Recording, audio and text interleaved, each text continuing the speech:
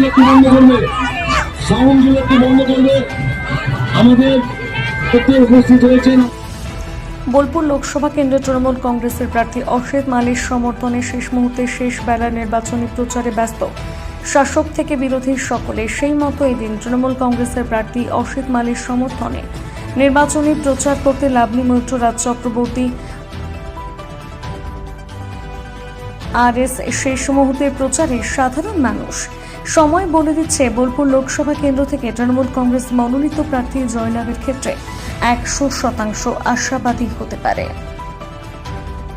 এদিন এই মিছিল শেষে পথসভা থেকে বক্তব্য রাখতে গিয়ে লাভলি মৈত্র কি বলেছেন শোনাব।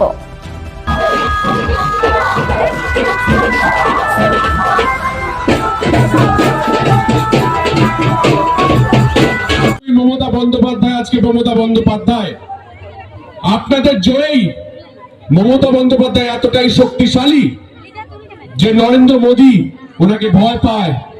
এই ভয়টা আরো দৃঢ় করতে হবে।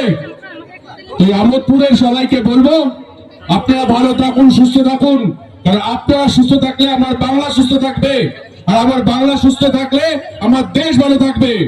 তাই আর একদিন পর আপনারা সবাইকে আপনার আশেপাশে বন্ধু বান্ধব যারা এখনো ভাবছে, যারা মোদীর জনসভায় এসেছিলেন, তাদের সবাইকে বলবেন যে আপনি ভোট কাকে দিচ্ছেন, ভুল করে অন্য বোতামে না, 1 নম্বর বোতাম, 1 নম্বর বোতাম টিপে তৃণমূল কংগ্রেসে ভোট দিন।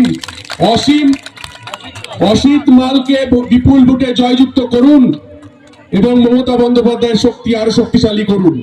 আপনারা ভালো থাকুন, সুন্দর থাকুন, মিষ্টি থাকুন। এখানকার মানুষ ভীষণ সুন্দর, অসম্ভব ভালো লেগেছে আমাদের দুজনেরই। মনেই হয়নি যে এত রোদ, এত গরম, সবকিছুকে উপেক্ষা করে আপনারা যে আজকে বিজয় মিছিল বের করে। আজ তো এটা বিজয় মিছিল মনে হলো আমার, মানে মনে হলো যে 4 তারিখের পরের দিনে মিছিলটা হচ্ছে, কালকে ভোট মনে হচ্ছে না। মানুষ তো তার সমর্থন দিয়ে দিয়েছে, মানুষ তার রায় দিয়ে দিয়েছে যে অসিত মাল 2 লক্ষেরও বেশি ভোটের থেকে জিতছে, এবং এটা একটা অঞ্চল মাত্র, আমোদপুর অঞ্চলের মানুষের সমর্থন। কিছু বলার নেই, আমি অভিভূত। নানারা আছে এখানকার বিধায়ক, অত্যন্ত ভালো মানুষ, কাজের মানুষ, তার আয়োজনে আজকে এই মিছিল, এবং মানুষ প্রমাণ করে দিল যে তৃণমূল কংগ্রেস মমতা বন্দ্যোপাধ্যায়, অভিষেক বন্দ্যোপাধ্যায়ের পাশেই আছে। বললাম তো, সন্দেশখালী সন্দেশ ধেরেই দূরের খেলা শেষ। আর কিছু বলার আছে? 2000 টাকার বিনিময়ে মেয়েদের সম্মান বিক্রি করেছে। বিজেপির কোনো জায়গা নেই এই বাংলায়। বাংলার মানুষ গণতান্ত্রিক পদ্ধতিতে ঠাস ঠাস করে থাপ্পড় মেরে 4 তারিখে আবার বাংলা ছেড়ে বিদায় করবে।